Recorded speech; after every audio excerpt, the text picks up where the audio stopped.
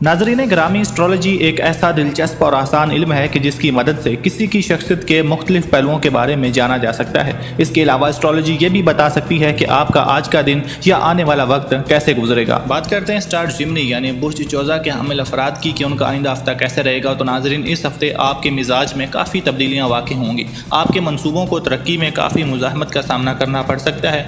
बहुत से बहस व मुबाहिसों का हिस्सा बनेंगे।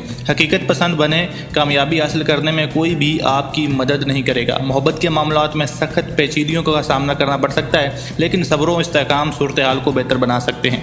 ख्वाब और हकीकत के दरमियान मवाजना करें ताकि सही नुक्ता नज़र तक पहुँच जाएँ।